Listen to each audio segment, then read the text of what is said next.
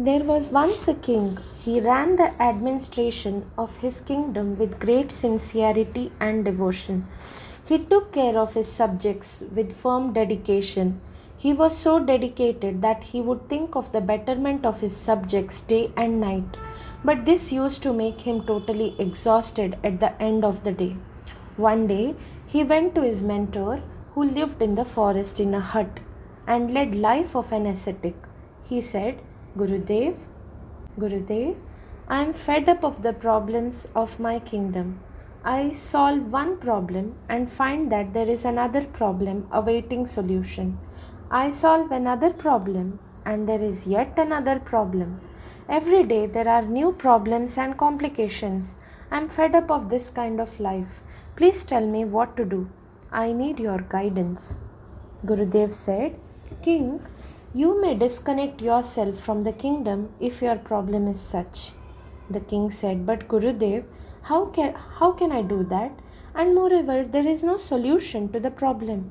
My officials and subjects would go berserk, and my neighboring king will definitely take advantage of it. Gurudev said, Then, in that case, you may hand over your kingdom to your son and come to live with me. You will be able to lead a carefree life like I do. But Gurudev, my son is too young. How will he run the administration of such a big kingdom? Said the king worriedly.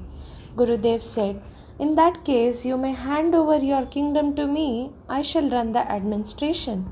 Yes, this is acceptable to me, said the king. All right.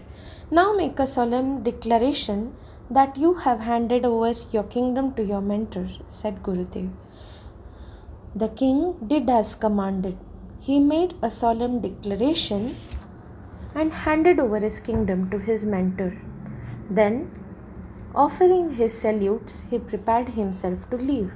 Gurudev said, Where are you going now? The king said, Maharaj, I shall take some money from the royal treasury and go to some other country. I shall do some business there to pass the rest of my life. Gurudev laughed and said, Once you have handed your kingdom to me, the royal treasury also becomes mine. Now you cannot take any money from there. The king spoke with his head low. Gurudev, what you say is correct. The king spoke with his head low. Gurudev, what you said is correct.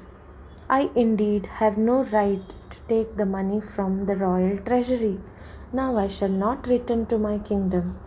What will you do then? Asked Gurudev. I shall go away from here and engage myself in someone's service, said the king.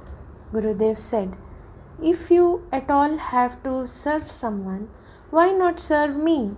After all, I have to engage someone to run the administration of such a large kingdom. Both of us need each other. Now tell me, is it acceptable to you? The king thought for some time and said, Yes, Gurudev, it is acceptable to me. All right then, I engage you in my service from today to run the administration. But you must remember one thing. Now the kingdom is mine, not yours. Whatever the circumstances, good or bad, loss or profit, you must not be affected. You will be on salary only. The king agreed. He returned to the kingdom and began looking after the administration. Gurudev came to see him after a month and said, King, how do you like running the administration now?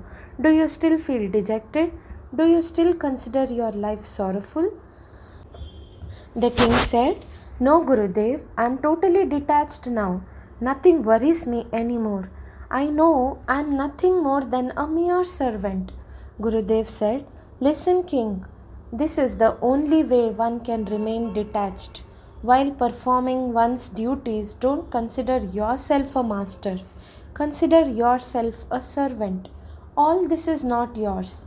You have come here only to perform your duties. Do your duty and return. The king had never looked at things from this angle. The meaningful teaching rendered by Gurudev opened his eyes. He was no more the same king. He ran his administration without any tension ever since. Duty without emotional involvement. This story is read from 44 fantasy stories, selected stories of courage, valor, wisdom, and moral values. Shri Krishna Arpanamastu. Hare Rama, Hare Krishna. Take care.